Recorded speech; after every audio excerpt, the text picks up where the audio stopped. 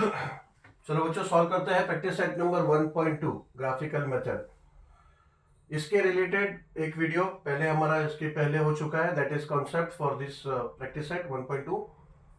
तो प्लीज अगर आप लोगों ने नहीं देखा है तो पहले वो देखो, so the concept will be clear over there.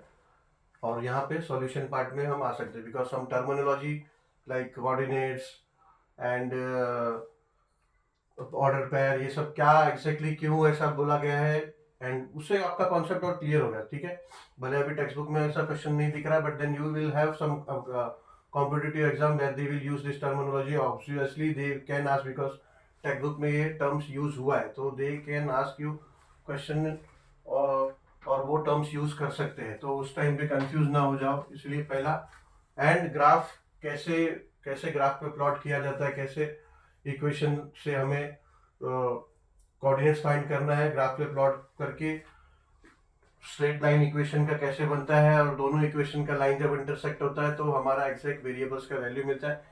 ये पूरा एक्सप्लेन किया है, प्लीज उसमें जाके पहले फर्स्ट वीडियो देखो and then come to this question, first question of practice set number 1। चलो सॉल्व करते हैं।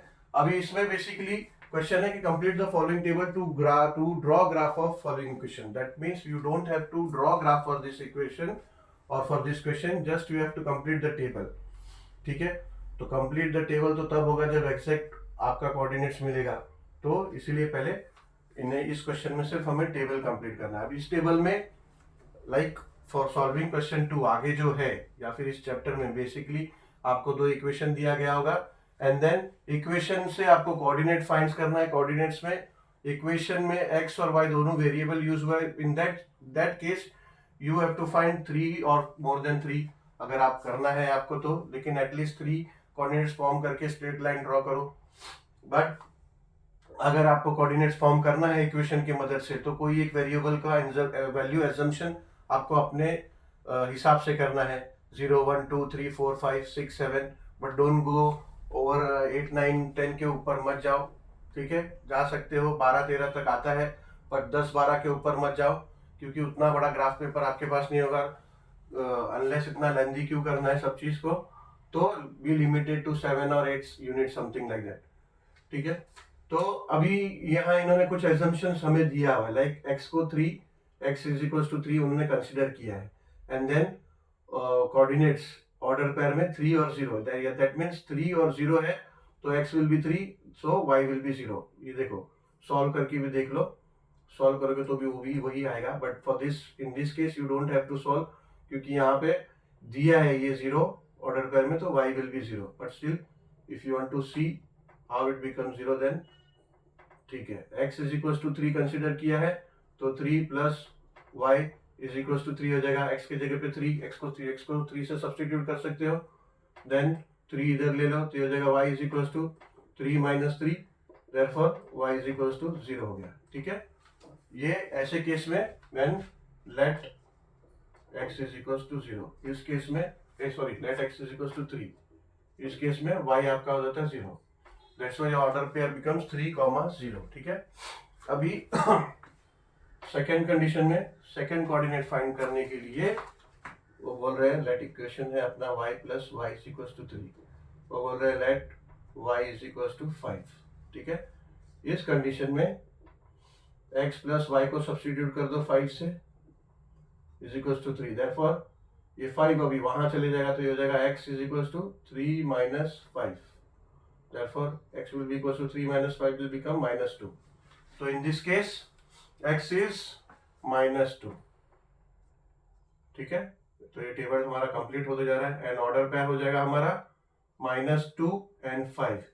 इसको ऑर्डर पेयर इसलिए बोलते हैं क्योंकि ये ऑर्डर में ऐसा लिखना होता है x, y, तो पहले x आएगा एंड देन y। ठीक है, ये होता है ऑर्डर पेयर ऐसे, ये दोनों ब्रैकेट में x and y, and then they are exact values and they are in pairs and in ordered pairs, पहले x and then y।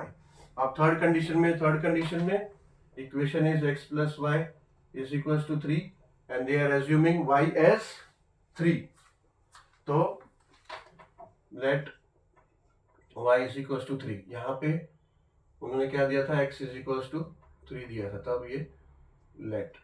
ठीक है, तो when y is equals to 3 तो ये हो जाएगा x प्लस 3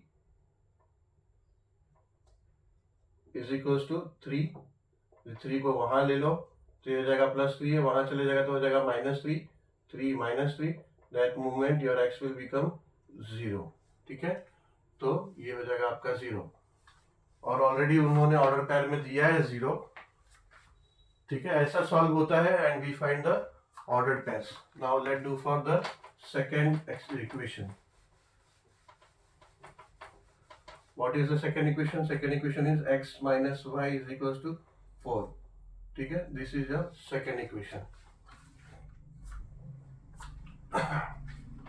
अब second equation में they have assumed y as 0. तो let y is equals to 0. At that moment x minus y, तो ये y हो जाएगा 0 is equals to 4, x minus 0 will be x, तो x is equals to 4।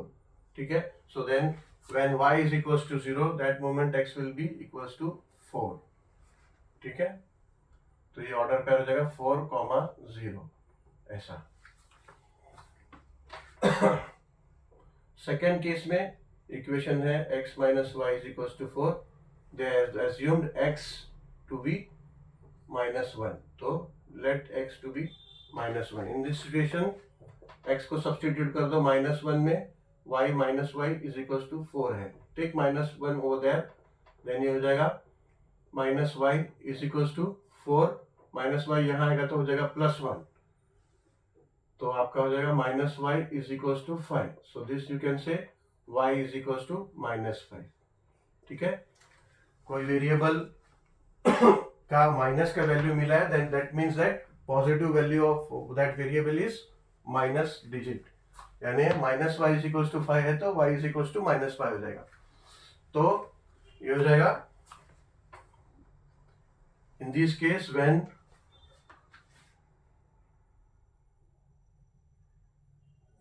when x is equals to -1 you found y to be as -5, so your order pair is -1, -5। ये आपका order pair है। ठीक है,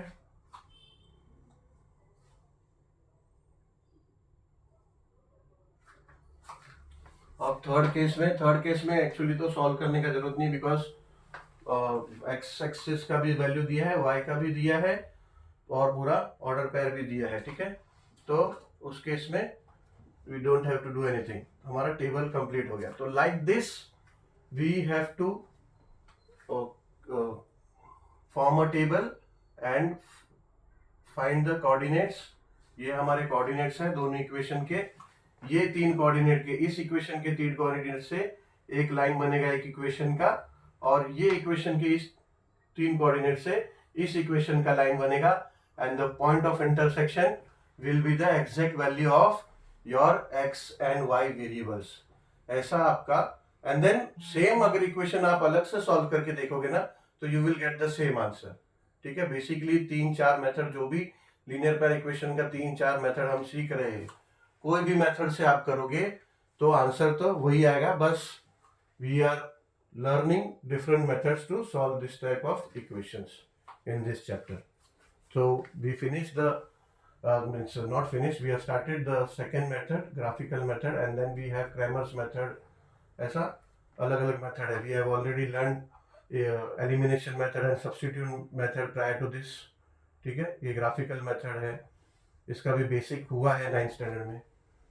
चलो, we'll solve question number 2।